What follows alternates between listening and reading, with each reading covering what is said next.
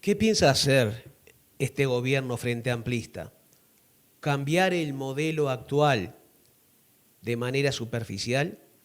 Porque puede cambiar las cosas de manera profunda. Y eso es lo que espera y exige, anhela la militancia frente amplista. Les quiero hablar previamente, hoy hay mucho material, pero previamente de algunas características de lo que es un economista conservador. Cuando digo estoy hablando en realidad en forma genérica, no de una persona específica y de cualquier parte del mundo, ¿vale? El economista conservador es un profesional que procura justamente reformas mínimas sin cambios estructurales, sin sobresaltos y prefiere parches antes que cambios profundos del modelo que le toca administrar. Digamos que tiene un exceso de prudencia. El punto es que militar en la izquierda no implica necesariamente ser de izquierda. El economista conservador recorta derechos con el discurso de responsabilidad y sabe decir no se puede, pero lo dice con elegancia académica.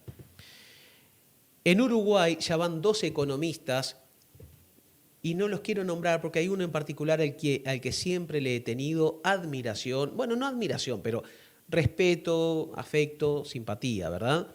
No importa, pero el hecho es que ya van 2 economistas, y esto es preocupante porque repiten el mismo discurso, alertando sobre los grandes riesgos que acarrearía cumplir con el programa del Frente Amplio en este periodo, y han puesto como ejemplo negativo el fracaso de economías de izquierda de la región que no tuvieron esas precauciones que ellos están teniendo. Pero en ninguno de los 2 casos mencionaron a qué países se referían. Los periodistas les preguntaron, bueno, ¿de qué país habla? Y no los han querido nombrar. Si se refieren a Venezuela, es algo totalmente injusto, porque los problemas económicos y financieros que tiene Venezuela, y los tiene, no son producto de su modelo solidario, sino del brutal bloqueo que le ha impuesto o le han impuesto tanto Estados Unidos como sus cómplices. Se le han apropiado no solo de reservas en el extranjero, lo que hizo en Inglaterra, por ejemplo, con el Banco de Londres. Les robaron directamente sus reservas. Se les han quedado con las empresas de Venezuela en el extranjero, cosa que ha hecho, por ejemplo, Estados Unidos. Y lo mismo que digo, o sea, no vale criticar una economía cuando esa economía está siendo rapiñada. Y lo mismo cabe decir de Cuba e incluso de Nicaragua, más allá de que algunas cuestiones de Nicaragua no me gustan nada, pero no podemos criticar a un país que está bloqueado. Así que no sabemos a qué países se referían. Pero considerar como fracasos a economías bloqueadas es, a mi juicio, y me disculparán, sencillamente inmoral. ¿Acaso se refieren al Brasil de Lula? Bueno, en el primer periodo de gobierno de Lula, 2003 y 2010, se logró sacar de la pobreza a 30 millones de personas. 30 millones de personas. Y en el segundo periodo, y solo entre 2022 y 2023, 8.400.000 personas salieron en Brasil de la pobreza. Incluso desde ese entonces y hasta ahora, 24 millones de personas lograron dejar el plan Bolsa Familia, ya que habían conseguido empleo o mejoraron sus ingresos. Y han tenido un crecimiento en el último año de 3,4%. Así que Brasil tampoco. Y la verdad, no tenemos ni idea de a qué economías de izquierda se refiere, porque no hay mucho para buscar. Entonces, seamos generosos, busquemos más allá de los océanos y vayamos a China. Si el modelo económico del comunismo chino es un desastre y el de Estados Unidos es el modelo a seguir, ¿por qué entonces Estados Unidos le debe a China 760.000 millones de dólares en bonos del Tesoro? China es el segundo acreedor mundial de Estados Unidos, el primero es Japón. Lo que sí hay que reconocer es que este gobierno recibió una herencia mucho más que maldita, el legado de Luis. Esto es indiscutible, puro clavo. A los clavos que ya conocían y sumábamos 972 millones de dólares, se ha sumado otro dato que Luis Lacalle Pou pretendió mantener oculto. Resulta que él no pagó, él postergó muchos pagos, los tiraba para adelante para que pagara este gobierno. Ahora bien, por el laudo arbitral de Pluna, Uruguay quedó obligado a pagar 30 millones de dólares. ¿Qué hizo Luis? Este y otros pagos los fue pasando para adelante, que los pagara Orsi. Esta irresponsabilidad de este adolescente que no entendemos cómo pudo llegar a tener puesta la banda presidencial, aunque no es culpa de él, ya sabe lo que pienso al respecto sobre los pueblos, pero nos llevó a tener que pagar $500.000 por mes, por mes. En mayo de este año, este nuevo gobierno se hizo responsable, pagó la deuda para que recién en agosto nos levantaran el embargo que tienen las cuentas de los uruguayos en Luxemburgo. O sea, el Estado uruguayo tiene cuentas en Luxemburgo, estaban embargadas y se tuvieron que pagar ya no 30 ni 50, 65 millones de dólares. Y además, el déficit fiscal no era, como habían dicho los jerarcas blancos, de 2.8, terminó siendo de 4.2% del Producto Interno Bruto, el más alto desde los años 90, como bien ha señalado el ministro de Economía, Gabriel Odone. Lacalle Segundo, aparte de cobrar por adelantado los impuestos a las empresas públicas, pateó entonces para adelante una cantidad de pagos a proveedores y tal, y nos dejó de clavo no solo las deudas, también, como en el caso de Pluna, los intereses. Y de chapa nos dejó 500.000 de personas cobrando 25.000 pesos por mes. Y récord histórico de personas viviendo en la calle. Ustedes habrán visto ahora mucho menos gente viviendo en la calle. Eso cuesta dinero y ese dinero lo ha puesto este gobierno. En este programa vamos a aplaudir al gobierno en todo lo que haga bien y le vamos a criticar, cómo no, con la lealtad que corresponde a un militante, a dos militantes me atrevo a decir, porque lo peor que nos puede pasar es el foquismo, el estar aplaudiendo todo sin criticar absolutamente nada. Ahora bien, este gobierno seguramente tiene la mejor intención, pero está limitado por el legado de Luis, pero también por los paradigmas de algunos economistas. No hay dudas de que con solo dejar de robar se van a tener más recursos para auxiliar a quienes más los necesitan. Y esto ya se logró con el cambio de gobierno.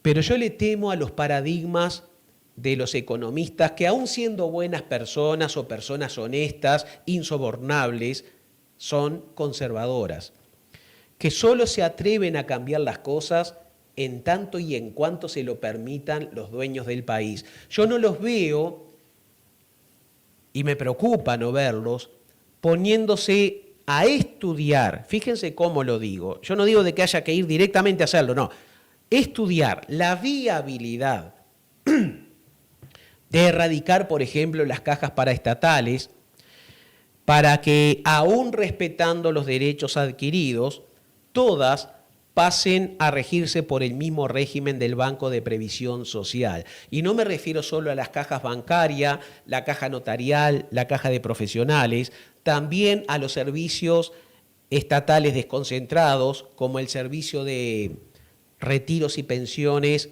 de las Fuerzas Armadas y el servicio de retiros y pensiones policiales. O sea, pasarlos todos. Los que ya se jubilaron, a eso les tenés que respetar los derechos, los derechos adquiridos. Si no, nos tenemos que enfrentar a demandas. Pero lo primero que tenemos que hacer es reducir las Fuerzas Armadas. Y no veo a ninguno de nuestros economistas diciendo vamos a reducir en un 15% en este periodo, que no es algo descabellado un 15%, la cantidad de efectivos, limitando los ingresos, por ejemplo, que es una buena manera. No los veo. Ahora, cuando hablo de pasar a todos los militares al mismo régimen, hablo de pasar también las prestaciones, incluso de las AFAPs, ¿vale? Pero con el mismo régimen jubilatorio. ¿Cómo se va a mantener una caja donde la mayoría se retira a los pocos años de haber ejercido la función? Y esto no es contra los militares. Yo tengo mucho respeto por la vocación que alguien pueda tener para ser militar, como para ser abogado, como para ser pintor. Me dirán, no es lo mismo. Sí, podemos hilar fino y discutirlo, pero no se trata de estar en contra de ellos. Porque todos los años tenemos que ir a asistir a esa caja. Ahora últimamente fueron 582 millones de dólares, prácticamente 600 millones de dólares que se nos van todos los años. No se pueden seguir jubilando a esta edad que se jubilan. Yo no veo a los economistas conservadores comenzar a hablar de cómo recortar el alto costo de la clase política. Y no estoy refiriéndome solo a sueldos, sino a lo que rodea a los sueldos.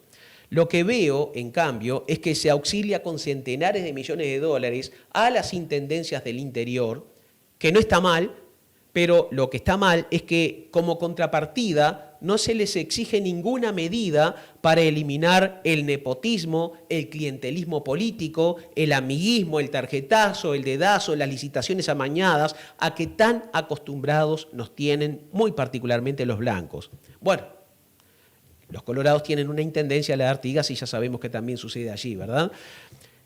En resumidas cuentas, y aunque moleste, sin dudas, este gobierno es infinitamente mejor que el anterior. Eso está fuera de discusión. Infinitamente más honesto que el anterior. Eso también está fuera de discusión. La pregunta es, ¿estamos dispuestos como gobierno, como Frente Amplio, a que este periodo pase a la historia por la puerta grande o no? Yo sé que estas palabras molestan y molestan por algo muy sencillo. Noticia es algo que alguien en alguna parte, por algún motivo, no quiere que se sepa, no quiere que se diga. Mi nombre es Enrique Ortega Salinas y junto con Germán Ávila estamos dando comienzo a un nuevo programa. Estas son entonces, y aquí comienzan, Palabras Prohibidas.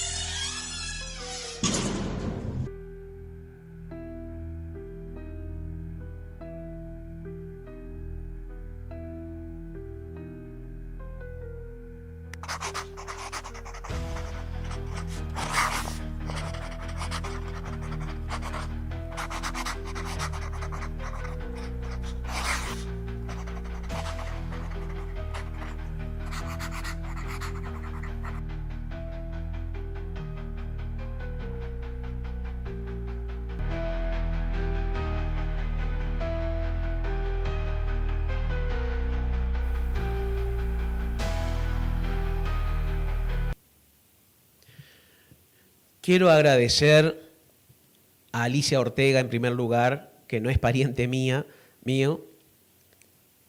venezolana y de esta casa, que nos ayudó con ese video. Y también a Flor Leites, que nos regaló este fotón para la tapa de este nuevo libro de Punta del Diablo al Infierno. Les quiero hacer una invitación. Voy a estar en la Feria del Libro el 28 de este mes a la hora 20, ya les daremos más detalles. En todo caso, si quieren asegurarse que les mandemos por escrito todo, el teléfono nuestro 098-793978. 098-73 Me mareé. Campeón mundial de memoria, doble récord Guinness. En fin, un blooper. No importa. Llamen que ahí les van a informar. Este es un libro que lo escribí junto con Naez Reclusa, una contadora, y es una historia real muy fuerte. En realidad son varias historias y es también, ya se lo mandé al ministro Carlos Negro, a Yamandu Orsi, a Carolina Acose, a Óscar Andrade, y se lo iremos enviando a otras personas más. ¿Por qué? Porque este libro también es una denuncia, al igual que el otro Luis, Crónicas de un desastre. No puede ser que estas cosas ocurran hoy en día. Hoy en día. María Inés Ovaldía, en esta mesa, nos dijo hace un tiempo que los penales del Uruguay son centros de tortura. De hecho, rescaté su frase y está incorporada al libro porque es así de cierto. Las cosas que se cuentan acá son horripilantes. También hablamos de la bipolaridad como fenómeno psiquiátrico, bipolaridad en serio, porque viste, Germán, que hoy en día hay jóvenes que dicen, yo soy bipolar porque ayer andaba deprimido y hoy ando alegre. No, pará, no tenés ni idea lo que es la bipolaridad realmente, ¿no? Es una historia que realmente da para hacer una película, es una historia real. Tuve que chequear cada dato porque cada dato era más increíble que el anterior. Cómo se mueve el narcotráfico en nuestros penales y con qué facilidad se adquieren allí ciertas drogas. Bueno, vamos ahora a un personaje que yo no puedo evitar que me caiga simpático, porque es el tipo al que me encantaría invitarlo un fin de semana junto con Germán y otros amigos a compartir un asado. Porque es un personaje divertido, porque él tiene una cualidad que yo valoro mucho y es el sentido del humor. Yo valoro mucho el sentido del humor, de hecho intento practicarlo. Pero ya está dejando de ser un loquito simpático para convertirse en un tipo peligroso por sus ideas. Vamos a poner este tramo de una entrevista que le hicieron, Germán, por favor. Es que la vida comienza con la concepción. ¿Qué harías con y que es un proceso evolutivo. ¿Qué harías con una niña, por ejemplo, que fue abusada sexualmente, fue violada y eventualmente puede tener un hijo? Sí, no hay solución 100%.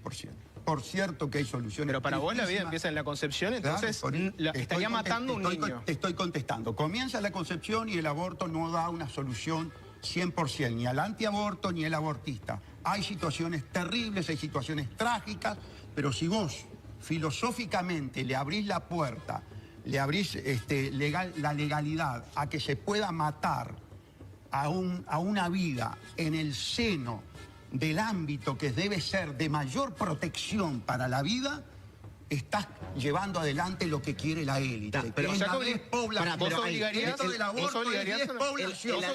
¿Vos obligarías a una niña que fue abusada sexualmente, por ejemplo, por un familiar, a tener un hijo no deseado? Yo no obligo a nada. Pero si vas a prohibir el aborto. Yo no obligo a nada. Lo que va a suceder es que lamentablemente en esas circunstancias tan malas como se dan normalmente en la vida. La niña te dice, no me hagan esto, por favor. Quiero un aborto. ¿Qué harías vos? No puede abortar. Se lo prohibirías, le dirías, te obligo a tener un hijo. No puede abortar. ¿La obligarías a tener un hijo? Tendrá que enfrentar las consecuencias. Pero es una niña. ¿Cómo le vas a pedir a una niña abusada que enfrente consecuencias?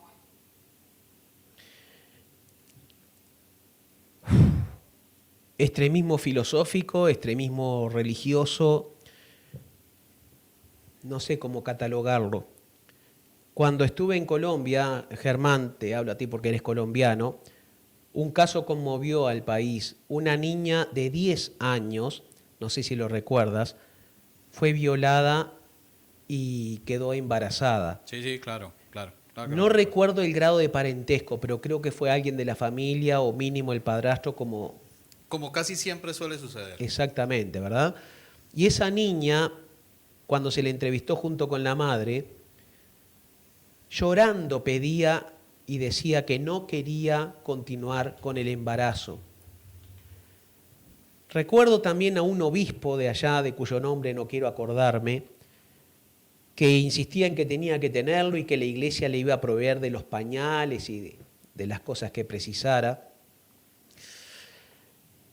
Para mí, obligar a esa niña, no sé en qué terminó el caso, pero si la sociedad hubiera obligado a esa niña a tener o a continuar con el embarazo, para mí habría sido una segunda violación, pero esta vez colectiva.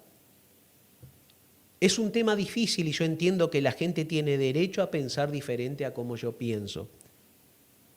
Eso está bien, es aceptable. Son respetables también las ideas religiosas de los demás. Pero si nosotros aceptamos que ellos piensen diferente, ¿por qué nos quieren imponer sus ideas por la fuerza? Porque cuando Salle dice yo no obligo, sí, no obligas, pero si la madre de esa niña hubiera sido uruguaya y la llevaba para que le practicara un aborto clandestino, porque según las condiciones de Salle estaría prohibido, esa madre iría presa. O sea, aquí de lo que se está hablando es de si enviar o no a la cárcel a las mujeres que deciden interrumpir el embarazo. Y no me vengan, porque siempre que los antiabortistas te muestran una foto de un feto, te muestran un bebé hasta de 1 mes o 2 o 3. Es impresionante. Pero hay otra cosa que me indigna más, al margen de esa manipulación. Perdón que no había apagado el celular. Y es que la mayoría de quienes salen a hablar en contra, como sale Salle, y a condenar el asesinato y todo lo demás, la inmensa mayoría no ha adoptado jamás a ningún niño o niña. Pero además, esa inmensa mayoría siempre son hombres. Germán, ya que mencioné un caso de Colombia, si quieres dar tu opinión. Bueno, primero saludo también aquí desde este lado del cristal. Si no estoy mal, si no me falla la memoria al caso que tú te refieres, efectivamente esta joven finalmente pudo interrumpir ese embarazo, pero claro, con todo el drama que conllevaba, pero además porque, si no estoy mal, estoy recorriendo la memoria, porque realmente estaba tratando de buscar ahora como deprisa, pero no hay mucha información, no encuentro mucha información acá, pero si no estoy mal y si mal no recuerdo, estaba comprometiendo su salud seriamente ese embarazo. Porque tenía, si es el mismo caso, había 2 cosas que llamaban la atención: el horror de haber sido violada, el horror de ser violada por una persona de su entorno, que es lo que ocurre en la mayoría de los casos, pero además que tenía 10 años. Sí, estaba... Y los médicos decían, su cuerpo no está preparado. No, bajo ningún concepto. No, entonces estaba muy comprometida su salud, o sea, llevar a término ese embarazo seguramente iba a costarle posiblemente la vida. Entonces, en ese caso, para ese momento, la legislación colombiana tenía ya prevista los 3 casos que eran el caso de abuso, el caso de compromiso de riesgo de de salud, vida, o el caso de comprobarse que existía algún tipo de compromiso genético por parte de lo que podría llegar a ser esa persona posteriormente. Entonces, hasta donde yo recuerdo específicamente en ese caso, ese embarazo se interrumpió. Pero respecto a esto yo quiero simplemente hacer una acotación, Enrique, y es que creo que en esto, como en tantas cosas, le pifiamos mucho, y una postura como la de Salle le pifia todavía más, porque al final está centrándose la discusión en si la niña abusada, o si una mujer abusada, o si una mujer pare o no. Fíjate lo que él dijo, que tiene que asumir su responsabilidad, pero claro, su responsabilidad por ser violada. No se medicó ese día, o sea, Gustavo. Sí, ese día loco estaba bastante desatado. Pero hay una cosa, y es que el problema no está en parir. O sea, evidentemente es una situación compleja, pero el problema no está en parir, el acento no hay que ponerlo en parir, el acento hay que ponerlo en qué va a pasar después del parto. Claro. Porque es que al final lograste que pariera, ok, ¿qué va a pasar después con 2 seres que están ahí, comprometidos ambos? Los salvaste del pecado, y lo que seguramente vaya a terminar ocurriendo es que eso termina siendo, igual que con todo en la vida, una situación desesperada lleva siempre a otra, y a otra, y a otra, y a otra. Y no estamos hablando de las mujeres que tienen muchas posibilidades de alguna forma resolverse y atenderse. Estamos hablando prácticamente en el 95%, 98% de los casos, de personas que no tienen esas facilidades. Por lo tanto, lo que tienen que hacer es tapar huecos. El problema no está en parir, el problema no es si el embarazo llega a su término o no. O sea, ese es un problema, pero no es el determinante, es qué va a pasar con esas dos vidas después.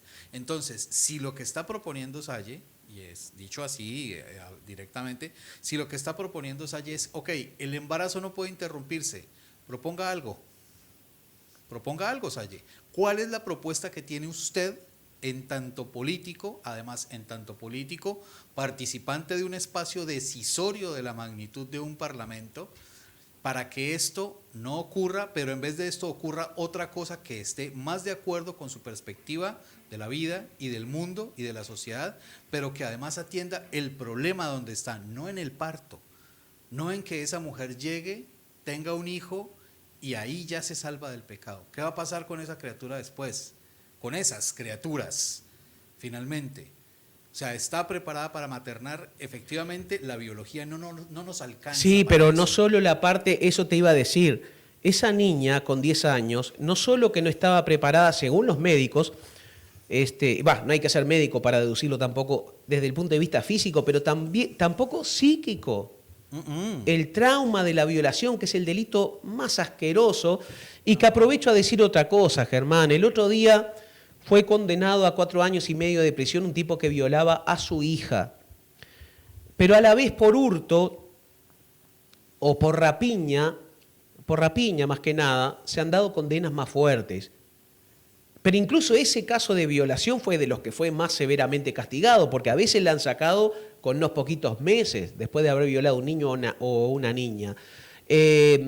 A ver, legisladores de todos los partidos, tenemos que cambiar nuestro sistema jurídico. No es posible que consideremos más valiosa la propiedad privada y castiguemos con más crudeza al que atenta contra la propiedad privada que al que atenta contra la integridad moral y física de las personas.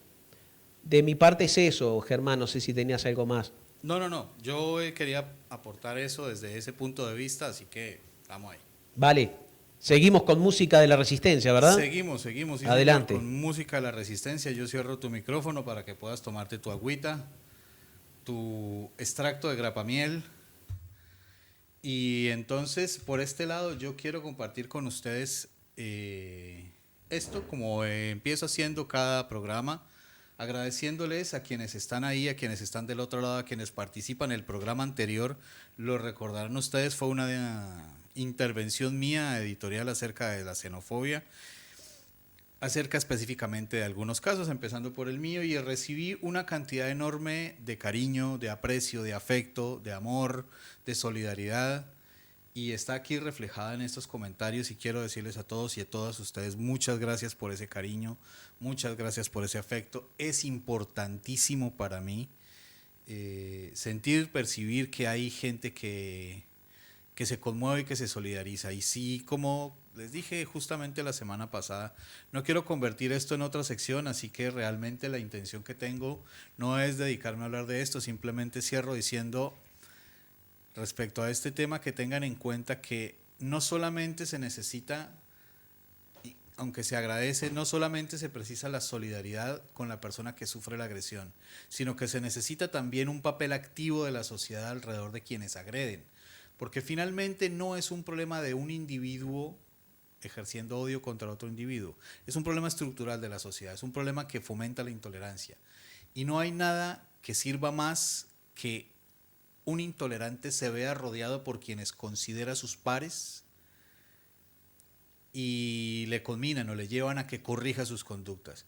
Nosotros podemos expresarnos, en este caso hablando de la xenofobia, de muchas maneras, y eso no va a surtir tanto efecto como que la gente que les rodea a esas personas que se manifiestan de esa manera les digan y les hagan ver que están mal.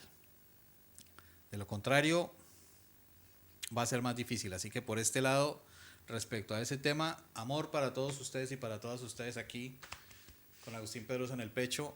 Gracias, muchas gracias a todos y a todas. Y vamos a hablar de música, y esta vez vamos a hablar de música por un motivo. Hoy es 16 de septiembre. El 16 de septiembre se conmemora la fecha en que fue asesinado Víctor Jara. Les cuento. Así que yo quiero mostrarles a ustedes hoy, tengo que buscarlo por acá, pero quiero compartir con ustedes, se me perdió, aquí está. Quiero compartir con ustedes esta tapa. Esta es la tapa de un disco que fue lanzado en 1967 y que se llama Víctor Jara. De Víctor Jara, el disco se llama Víctor Jara. Primero, la tapa me encantan esos colores. Y segundo, en este disco venía una serie de canciones de las cuales voy a ponerles ahorita a escuchar alguna.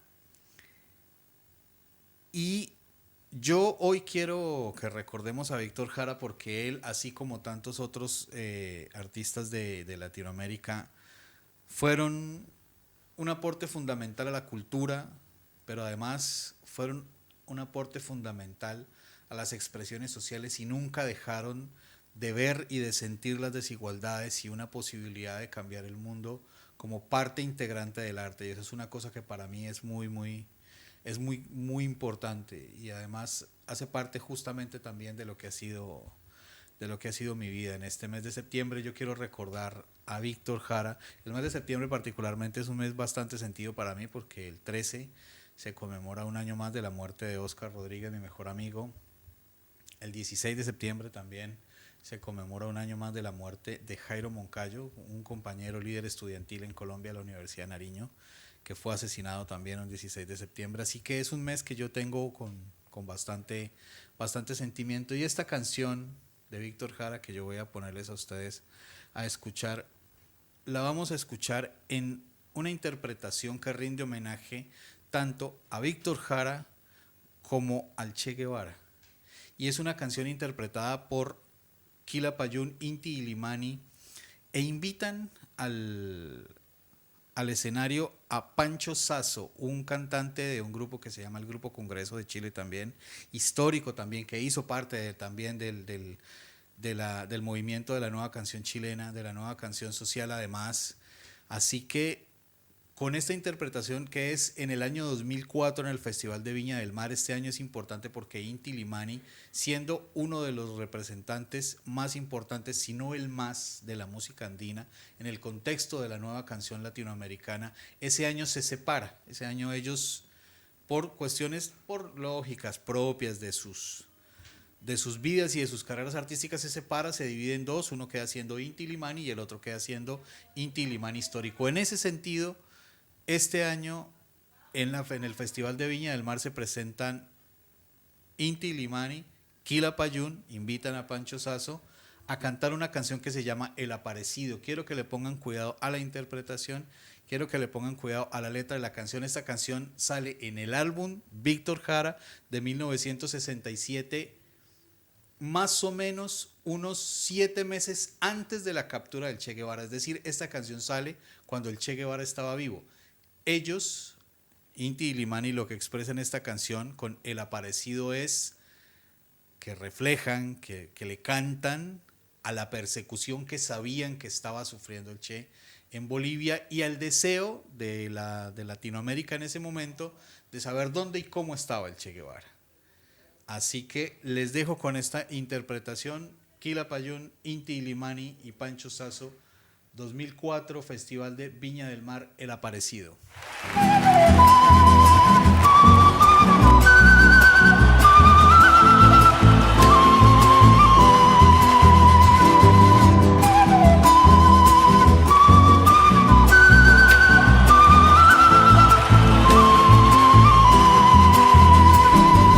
Abre sendas por los cerros,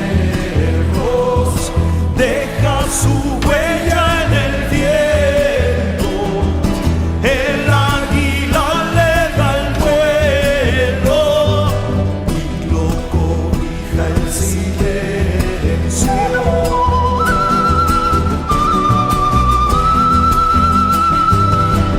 Nunca se quejó del frío, nunca se quejó del fuego.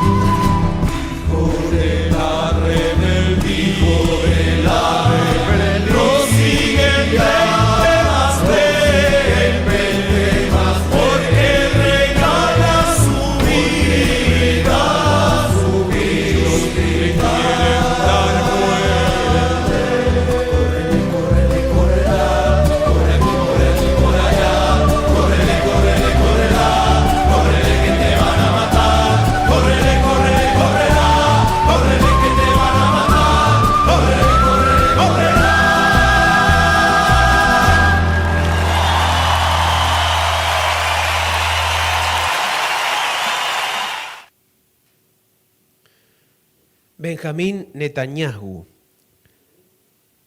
acaba de decir durante la inauguración de un nuevo asentamiento de 3.000 viviendas ilegales en Cisjordania, dijo lo siguiente: dijimos que no iba a haber un Estado palestino y no lo habrá. Y dijo que esa tierra es de ellos. O sea, ya se apoderaron de toda Palestina. Y de hecho están dividiendo Cisjordania con respecto a Gaza, lo cual el país ya se hace totalmente inviable. Ante la pasividad, la cobardía y la complicidad de buena parte del resto del mundo. Cuando años atrás algún fundamentalista islámico salía hablando de matar a los infieles, la noticia recorría todo el planeta. Pero ¿por qué cuando son fundamentalistas israelíes, sionistas, los principales medios de comunicación, a los cuales llamo medios hegemónicos de desinformación, no los pasan? Nosotros sí se los vamos a pasar. Vamos a comenzar con van a venir 2 o 3 videos juntos, 3 o 4, para que vean lo que se les oculta, ¿no? Pero el primero se trata de un rabino sionista, Sharon Reuben, y él asegura que los judíos son los elegidos de Dios y son, abro comillas, superiores a todos los demás pueblos. Los no judíos que se nieguen a aceptar su superioridad serán destruidos. Puede que yo sea un exagerado, véanlo ustedes. Adelante, Germán. Argue that the Goyim are going to be annihilated. That's not really an option for all the nevuahs, all the prophecies. And not only Goyim as individuals, you could say that we broke down their nationalities and they're all a bunch of Yechidim running around. No, as nations even. As Goyim, they're gone. Their personality, as they exist b'fnei atzmam, as they would exist independently of Klal Yisrael, they don't exist. They're done. In modern terminology, they call it cultural genocide. Yes, the Jewish people are the chosen ones, 100%. There's no question about it. There is no such thing as, oh, we're going to be equal. No, there is no equality. There is a chosen people that God decided, and then there's everybody else. It means everyone has a role. Everyone has a role in the world. The Gentiles have a role in the world. The Jews have a role in the world. A person needs to know that, yes, the Jews have a role in the world. They're the chosen people. They're the ones that are obligated to follow the entire Torah. They're the ones that are obligated to follow the mitzvot and so on. But the Gentiles also have a role. In fact, part of the Gentiles' role is to encourage Jews to become more Torah observant. So, in fact, part of their role is to help the Jews. But people that want equality, and if we don't have equality, we're going to go to war, fine, they can choose to go to war, and at the end, they'll be destroyed anyway. So, it's a question of what you're going to listen to and what you're going to accept and fulfill in your life. Whoever follows the Torah is certainly going to be a winner. Whoever doesn't will be part of the ones that gets destroyed.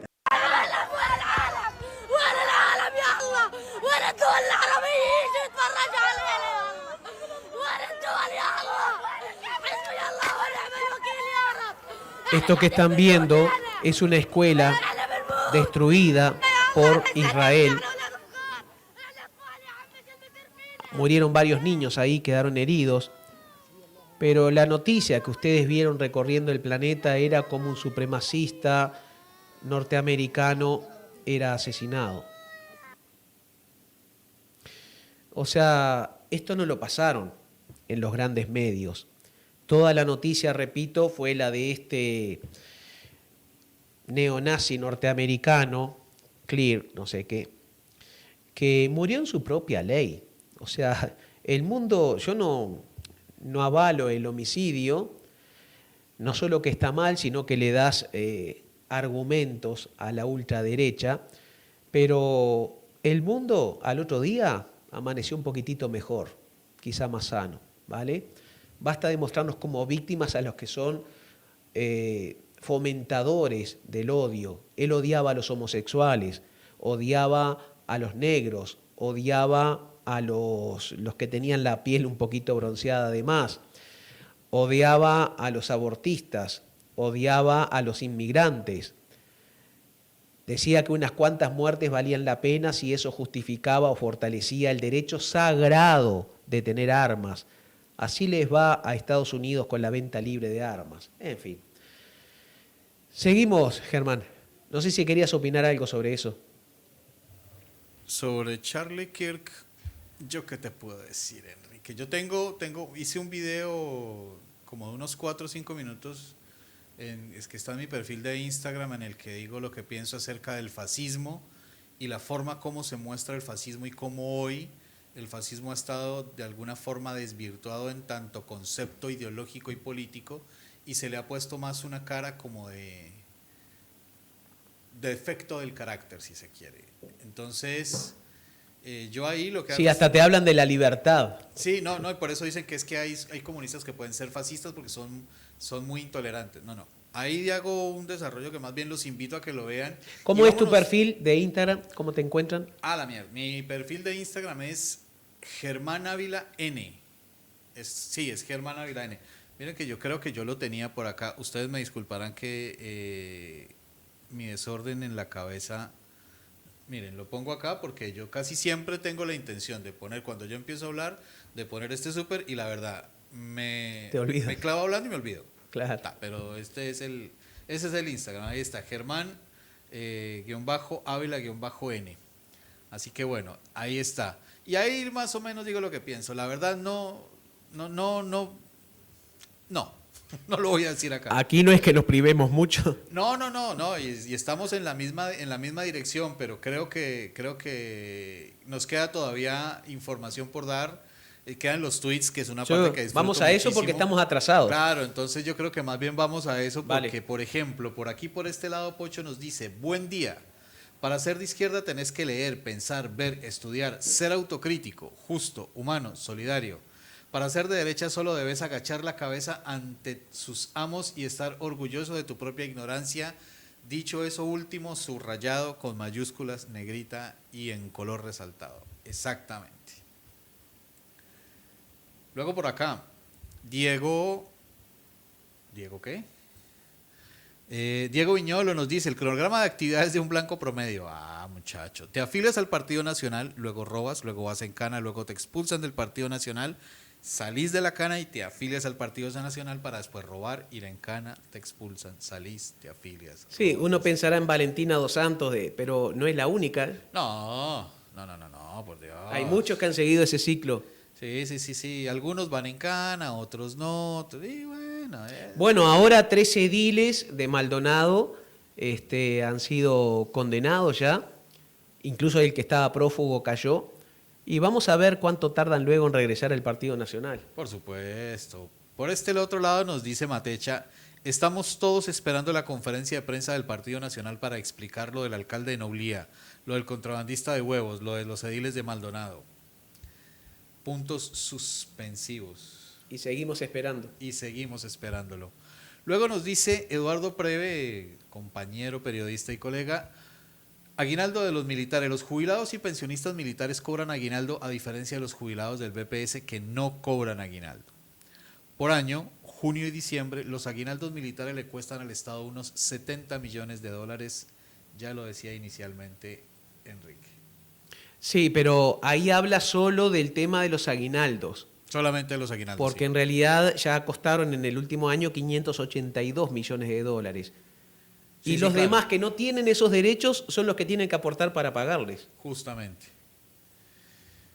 Por otro lado, dice Marcos Antonio Noticias, dice: si el comunismo es un fracaso, entonces ¿por qué USA le debe a China 140 billones? Sí, lo que yo decía hoy, solo que la cifra Sí. que yo manejo, y cifras oficiales, son de 759, casi 760 mil millones de dólares en bonos del Tesoro. Sí, correcto. Bien, Gerardo TC nos dice: el equipo ciclista de Israel ha sido violentamente atacado durante la vuelta, sufriendo protestas y viendo banderas palestinas en el recorrido. Deberíamos disculparnos poniendo cuerpos de niños asesinados en la carretera para que estén a gusto y vean que respetamos sus tradiciones. Mejor dicho, no hay forma. Luego Vicente Leal nos dice: Hay un posteo acá que dice: Israel es el único país capaz de cometer un genocidio, bombardear 5 países, asesinar a un primer ministro y presentarse como víctima. Sí. Claro que no sé. Yo no sé, a mí me parece, yo ahí discrepo un cachito, y es que si bien es cierto que con el caso de Israel tenemos la victimización como una manera de generar, de hacer lobby, y la Shoah, la Segunda Guerra y el genocidio en contra de los judíos en la Segunda Guerra ha sido su bandera, creo que no es el único. También, mejor dicho, creo que esto hay que revisarlo, porque creo que a mi modo de ver es más una forma, es un matiz más o menos de lo mismo, pero es un matiz. Hay otro, incluso los nazis mismos planteaban su superioridad, pero además decían que de no actuar serían las víctimas. Entonces creo que son matices, pero todo sujeto a discusión. Luego nos vamos con Natalia Brites, que nos recuerda 2 encabezados de noticias que están diferenciados, haciendo que, no sé, agosto 2024, otro 26 de febrero, pero no veo de qué año. Las razones de la fiscal Ferrero para negar la pericia para acceder a los chats entre la calle Pou y Astesiano, cosa que en algún momento posiblemente sepamos. La coalición manifiesta, por otro lado, dice, la coalición manifiesta que no hay apuro, entrecomillado, para la designación de un nuevo fiscal de corte, y destaca el trabajo de Mónica Ferrero, tal vez sea A por B. Luego, Agustín Henderson nos dice, este personaje nefasto, viendo una fotografía de Charlie Kirk, este personaje nefasto llegó a decir que las muertes en tiroteos masivas, entre ellas la de niños, valían la pena si era en cambio de la preservación de los derechos de la segunda enmienda, mantener el derecho a portar armas. Sí, efectivamente, tal cual como lo dijo Enrique, tal cual como lo dice Agustín Henderson, y yo tengo ahí en el video que les digo en mi perfil de Instagram otras 2 o 3 perlas de este finado. Luego, esta foto creo que no iba todavía ahí. No, esa foto no. Ah, bueno, esto es de la Asociación Rural del Uruguay, que han criticado al PIT-CNT, no les gustan los sindicatos, están en contra del aumento de sueldos, están en contra de ponerse a hablar de la reducción de la jornada laboral. En fin, lo que es tener el estómago lleno, no pueden más de oligarcas. Y son intereses de clase. Exactamente. La avaricia de esta gente sí, es absolutamente inmoral, y la dejo por ahí porque me voy a desubicar feo si digo No te calentes. En 3, 4 palabritas lo que pienso de ellos. Dejémoslo ahí. No te calentes. Comienza Bien. con H. Todos nos quedamos pensándolo, todos empezamos a hacer la fórmula. Bueno, Diego González, que sigo viendo si es ministro, ¿qué es lo que es este loco? Claro, que el tipo dijera que el colectivo trans eran abominaciones que no deberían existir, que si violaban a una niña debía seguir con el embarazo, que había que matar a todos los palestinos y que algunos niños muertos por armas de fuego no estaba tan mal, nada tuvo que ver respecto al tuit de Telemundo, donde dice que Trump afirma que la retórica de la izquierda radical contribuyó al asesinato de Charlie Kirk. Y sí, o sea, no sé, volvemos al caso de Kirk. El tipo de verdad que atizaba. Mira, hay una coincidencia entre este muchacho y la muerte de Uribe, de Miguel Turbay. Uribe Turbay en Colombia, y es que ambos acababan de hablar de la necesidad de mantener libre el tránsito de las armas y digamos como derecho, casi como un derecho humano, como parte del ejercicio de la libertad ciudadana, la libre posibilidad de portar armas. Usó la palabra derecho sagrado. Sí. Porque no sé, tienen esa aberración los yanquis en la cabeza. Ambos. Minutos antes de caer, producto de eso mismo. Y lo aberrante es que Donald Trump de inmediato, sin tener ninguna prueba, comenzó a acusar a sectores de izquierda del asesinato. Resulta que este muchacho era de una familia republicana, su padre había sido policía, él fue el asesino, fue aportante de la campaña de Donald Trump, o sea, era un loquito más de los que abundan, Y a esos locos no tienen ningún problema en venderles armas, así que, en fin. Sí, o sea, es que ese tema de la posibilidad, mejor dicho, de la segunda enmienda, que además es una de las que más te defienden allá. En general la población, porque vamos a las palabras que tú utilizas siempre que hablas de los resultados de las elecciones, porque finalmente no es cierto que exista un país nacional y un país político. En algún momento se llegó a plantear esa situación de que existiese un país nacional donde está la gente y un país político que está lejos de esa esfera y donde está en la esfera de las decisiones. No, hay una simbiosis, hay un ida y vuelta, hay gente, mucha, que vota a esta gente porque representa lo que piensa también, y esta gente sale elegida reforzando lo que esta gente que los eligió piensa, y eso va y vuelve. Entonces, ajá. Y bueno, el último, ahí está mismo. Zulita Carpio dice, pienso que vale la pena tener un costo de, desafortunadamente, algunas muertes por armas cada año para que podamos tener la segunda enmienda para proteger nuestros otros derechos dados por Dios. Es una traducción bastante cercana a lo que dijo Kirk en ese momento, efectivamente. Los criminales más peligrosos de este mundo últimamente andan con Dios en la boca. Así ha sido a través de la historia, ¿no? Sí, mira que Dios es bastante, esa figura da para que hagas cualquier cosa finalmente. Sí. A nombre de esa figura. Y bueno, por este lado, yo cierro mi kiosquito. Ya. Sí. Y yo voy a cerrar de la siguiente manera. Hoy, en lugar de despedirnos con una canción, vamos a pasar el video de alguien que la tenía clarísima. ¿Bien? Resulta que ahora, últimamente, Nicolás Maduro también se dedica al narcotráfico. Y sí, era obvio que lo iban a acusar de eso.